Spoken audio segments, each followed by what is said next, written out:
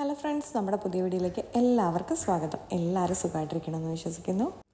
Christmas ഒക്കെ അല്ലേ, നമുക്കൊരു സ്പെഷ്യൽ അപ്പം ഉണ്ടാക്കിയാലോ? അപ്പോൾ അതിനായിട്ട് ഞാനിവിടെ 1 കപ്പ് പച്ചരി എടുത്തിട്ടുണ്ട്.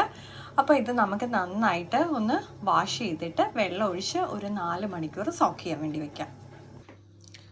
ഞാനിപ്പോൾ ഇത് നന്നായിട്ട് വാഷ് ചെയ്തെടുത്തിട്ടുണ്ട്. നമുക്കിതൊരു 4 തൊട്ട് 5 മണിക്കൂർ വരെ സോക്ക് ചെയ്ത് വെക്കാം. നമ്മൾ കുതിർത്ത് വെച്ച അരിയിലേക്ക് നമുക്കിനി തേങ്ങ ചേർത്ത് കൊടുക്കാം. ഇതിലേക്ക് ആവശ്യത്തിനുള്ള പഞ്ചസാര ചേർത്ത് കൊടുക്കാം. ഇതിലേക്ക് തേങ്ങാ വെള്ളം ഒഴിച്ചാണ് ഞാനിത് അരച്ചെടുക്കുന്നത്. അപ്പോൾ നമുക്ക് ആവശ്യം അനുസരിച്ചിട്ട് തേങ്ങാ വെള്ളം ചേർത്ത് കൊടുക്കാം. ഇതിലേക്ക് സോക്ക് ചെയ്ത് വെച്ച അവലും കൂടെ ആഡ് ചെയ്ത് കൊടുക്കാം. നമ്മൾ വെള്ള അവലാണ് സോക്ക് ചെയ്തിട്ട് ചേർക്കുന്നതെങ്കിൽ നല്ല വെള്ള കളറിൽ തന്നെ ആയിരിക്കും നമ്മുടെ അപ്പം ഇരിക്കുന്നത്. ഇപ്പോൾ എൻ്റെ കയ്യിൽ ഈ കളറിൽ അവലായതുകൊണ്ട് ഞാനിത് ആഡ് ചെയ്ത് കൊടുക്കുന്നത്. ഇതിലേക്ക് ലേശം ഉപ്പും കൂടി ആഡ് ചെയ്ത് കൊടുക്കാം. നമുക്കിനി നന്നായിട്ട് ഒന്നുകൂടെ അരച്ചെടുക്കാം. നമുക്കിനി ബാറ്റർ പുളിച്ച് വരാൻ വേണ്ടിയിട്ട് മാറ്റി വയ്ക്കാം.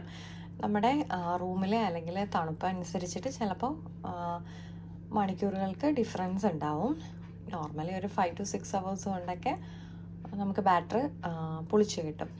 പിന്നെ ഇതിലിപ്പോൾ ഞാൻ ഇൻസ്റ്റൻ്റ് ആയിട്ടുള്ള ഈസ്റ്റോ ഒന്നും ആഡ് ചെയ്താണ് ഉണ്ടാക്കുന്നത്. നമ്മൾ ഇൻസ്റ്റൻറ്റ് ഈസ്റ്റൊക്കെ ആഡ് ചെയ്തിട്ടുണ്ടെങ്കിൽ 1 മണിക്കൂർ കൊണ്ടിട്ടൊക്കെ നമുക്കിത് ഉണ്ടാക്കിയെടുക്കാൻ പറ്റും.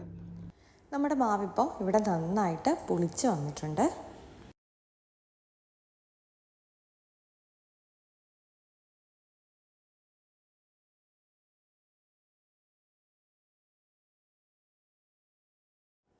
നമുക്കിനി ഇതിലേക്ക് മിക്സഡ് ഡ്രൈ ഫ്രൂട്ട്സ് ചേർത്ത് കൊടുക്കാം. ഇല്ലെങ്കിൽ നമുക്ക് ടൂട്ടി ഫ്രൂട്ടി ഒക്കെ ഉണ്ടെങ്കിൽ അത് ചേർത്ത് കൊടുത്താലും മതി. ഇനി നമുക്കിത് നന്നായിട്ടൊന്ന് ഇളക്കി മിക്സ് ചെയ്തെടുക്കാം.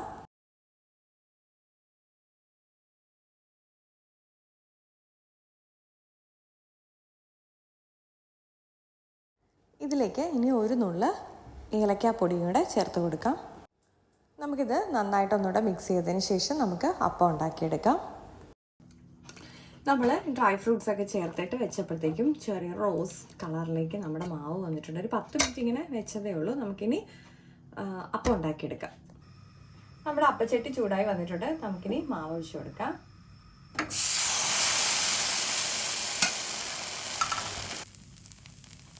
നമുക്കിത് അടച്ചു കൊടുക്കാം. എന്നിട്ട് ലോ ഫ്ലെയിമിലേക്ക് ഇട്ട് കൊടുക്കാം. ഇപ്പം നമ്മുടെ അപ്പം ഇവിടെ നല്ല പെർഫെക്റ്റ് ആയിട്ട് വന്നിട്ടുണ്ട്. ഇപ്പം എൻ്റെ അപ്പച്ചട്ടി ചെറുതായതുകൊണ്ട് ചെറിയ അപ്പം കേട്ടോ.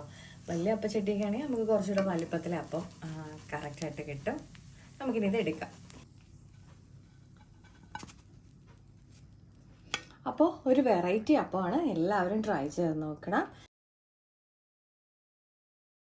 അപ്പോൾ നമ്മുടെ സ്പെഷ്യൽ അപ്പം ഇവിടെ റെഡി ആയിട്ടുണ്ട്. അപ്പോൾ എല്ലാവരും ട്രൈ ചെയ്ത് നോക്കിയിട്ട് ഫീഡ്ബാക്ക് കമൻറ്റ്സ് വഴി അറിയിക്കണേ. ലൈക്ക് ചെയ്യാനും ഷെയർ ചെയ്യണം, സബ്സ്ക്രൈബ് ചെയ്ത് സപ്പോർട്ട് ചെയ്യാനും മറക്കല്ലേ. മറ്റൊരു വീഡിയോ കാണും വരെ നന്ദി, നമസ്കാരം.